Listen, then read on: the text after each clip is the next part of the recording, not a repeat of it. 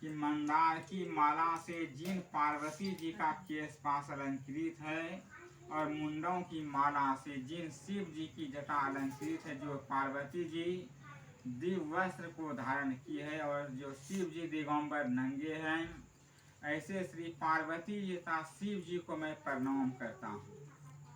रमणीक कैलाश पर्वत के शिखर पर बैठी हुई श्री पार्वती जी कहती है, हे महेश्वर, हमें कोई गुप्त व्रत या पूजा बताइए जो सब धर्मों में सरल हो, जिसमें परिश्रम भी कम करना पड़े लेकिन फल अधिक मिलना चाहिए। हे नाथ, यदि आप मुझ पर प्रसन्न हो तो यह विधान बताइए कि हे प्रभु, किस तप व्रत या दान से आदि मद और अंत रहित आप जैसे महाप्रभु हमको प्राप्त हुए हैं। शिव जी बोले कि हे देवी, सुनो, मैं तुमको एक व्रत जो मेरा सर्वस्व और छिपाने योग है, लेकिन तुम्हारे प्रेम के वशीभूत होकर मैं तुम्हें बतलाता हूँ। शिव जी ने कहा कि भारतवर्ष में जैसे नक्षत्रों में चंद्रमों और ग्रहों में सूर्य और वर्णों में ब्राह्मण, देवताओं में विष्णु भगवान और नदियों में गंगा और पुराणों में महाभारत और वेदों में सामवेद और इंद्रियों में मन श्रेष्ठ है, सब पुराण और वेदों का सर्वस्व जिस तरह कहा गया है, मैं तुम्हें एक प्राचीन व्रत बतलाता हूँ, एकाग्र मन से सुनिए। जिस व्रत के प्रभाव से तुमने मेरा आधा आसन प्राप्त किया है वह मैं तुमको बतलाऊंगा, क्योंकि तुम मेरी प्रेयसी हो। भाद्रपद मास में हस्त नक्षत्र से युक्त शुक्ल तृतीया तिथि को उसका अनुष्ठान मात्र करने से स्त्रियों सब पापों से मुक्त हो जाती है। भगवान विष्णु से कहा, हे देव सुनिए, मैंने आपका विवाह पक्का कर दिया है।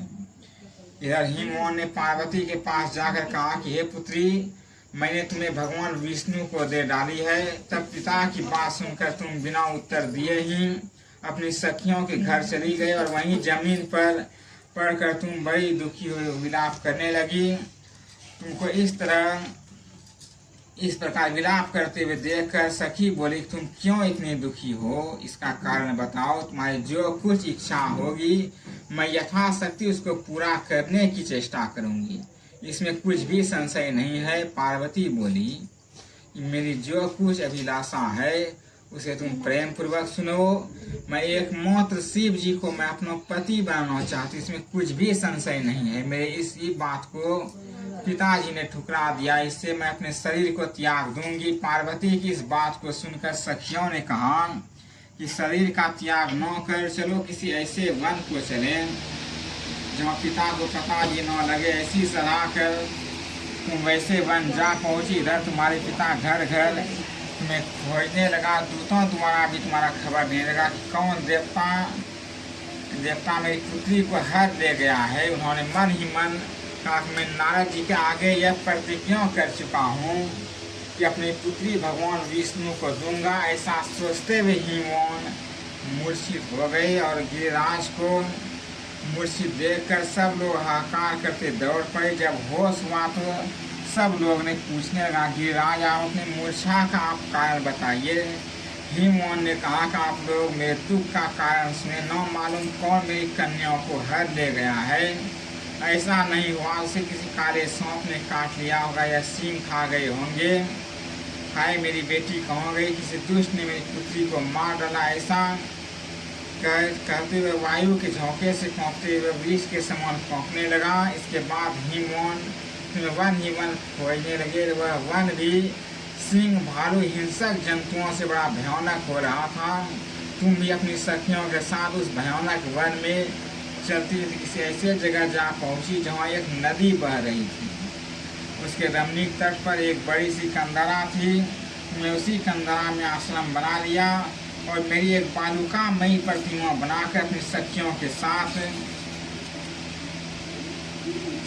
साथ निराहार रहकर निराधना करने लगी। जब भाद्रपद शुक्ल पक्ष की हर्षयुक्त तृतीया तिथि जब प्राप्त हुआ तब तुमने मेरा विधिवत पूजा किया और रात भर जाकर गीत विद्यालय में प्रसन्न करने में बिताया। उस वर के प्रभाव से मेरा आसन डगमगा उठा, जिससे मैं तत्काल उस स्थान पर जा पहुंची जहां पर तुम अपनी सखियों के साथ रहती थी और वहां पहुंचकर मैंने तुमसे कहा कि मैं तुम तथास्तु कहकर कैलाश पर्वत पर वापस होने पर तुमने वह प्रतिमा नदी में प्रवाहित कर दी और सखियों के साथ उस महाव्रत का पालन किया। हिमवान भी तब तक उस वन में तुम्हें खोजते आ पहुँचे और चारों दिशाओं में तुम्हारी खोज करते हुए व्याकुल हो चुके थे। इसलिए तुम्हारे आश्रम के समीप पहुँचते ही वह गिर पड़े। थोड़ी देर बाद उन्होंने नदी के तट पर दो कन्याओं को देखा और देखते हैं उन्होंने तुम्हें छाती से लगा लिया और विलक विलक कर रोने लगे। फिर पूछा, पुत्री तुम सिंह व्याघ्र आदि जंतुओं से भरे इस वन में क्यों पहुँची हो?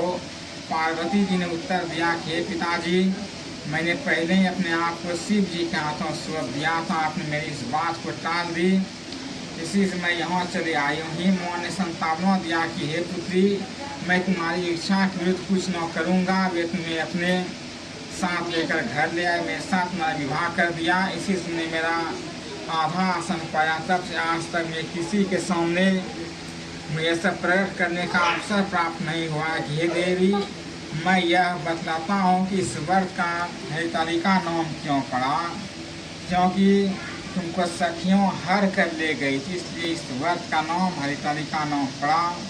पार्वती जी ने कहा, हे प्रभु, आपने नाम तो बताया, अब आप इसकी विधि भी बताइए, इसका क्या पुण्य है, क्या फल है, इस व्रत को कौन करे?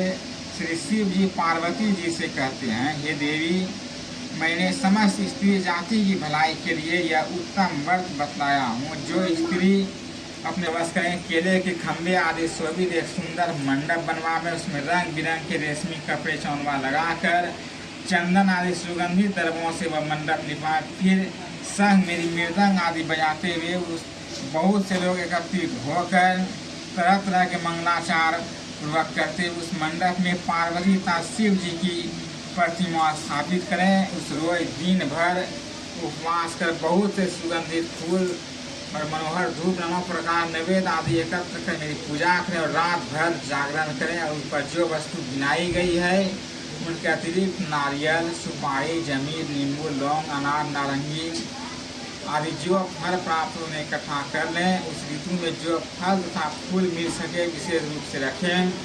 इसके बाद धूप दीप आदि से पूजा करें, प्रार्थना करें, हे शिवे, शिव रूपनी, हे मंगले सब अर्थों को देने वाली देवी, हे शिवे आपको नमस्कार है, हे शिवे आपको सदा के लिए नमस्कार है, हे ब्रह्मा रूपनी आपको नमस्कार है, हे जगदात्री आपको नमस्कार है, हे सिंहवाणी संसार के भय मुझे दिन की रक्षा की इस कामनाओं की पूर्ति के लिए मैंने आपकी पूजा की है। हे पार्वती, मुझे राज और सौभाग्य दो, मुझ पर प्रसन्न हो। इन्हीं मंत्रों से पार्वती तथा शिव जी की पूजा करें। तदंतर विधि पूर्वक पूजा कर कथा सुने और ब्राह्मण को वस्त्र गौसमादि जो कुछ इस तरह एकत्रित होकर स्त्री पुरुष दोनों एक साथ पूजा करें। फिर वस्त्र आदि जो कुछ हो उसका संकल्प करें। हे देवी, जो स्त्री इस प्रकार पूजा करती है वह सब पापों से छूट जाती है और उसे 7 जन्म तक सुख तथा सौभाग्य प्राप्त होता है। जो स्त्री तृतीया तिथि को व्रत न कर बंधाया रहती है उसको बार बार विधवा होना पड़ता है। वह सदा दरिद्र शौक से शौकाकुल स्वभाव की लड़ाई सदा दुख भोगने वाली होती है और उपवास न करने वाली स्त्री अंत में घोर नरक में जाती है। और उस रोज जो है मांस खाने से, बाघनी और दही खाने से वह स्त्री जो है वह बिल्ली हो जाती है और मिठाई खाने से चींटी और कुछ खाने से वह स्त्री मक्खी हो जाती है।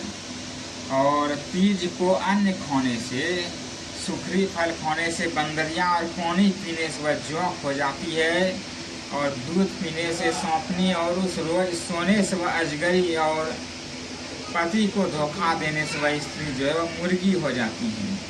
इसलिए सभी स्त्रियों व्रत अवश्य करें और दूसरे दिन सुबह चांदी, तांबा अथवा बांस के पात्र में अन्न भरकर ब्राह्मण को दान देना चाहिए और पारण करें।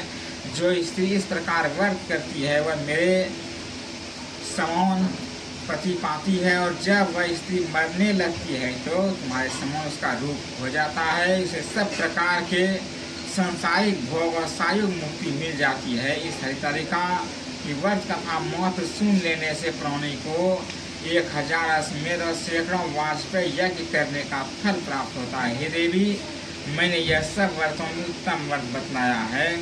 जिसे करने से प्राणी सब पापों से छूट जाता है। इसमें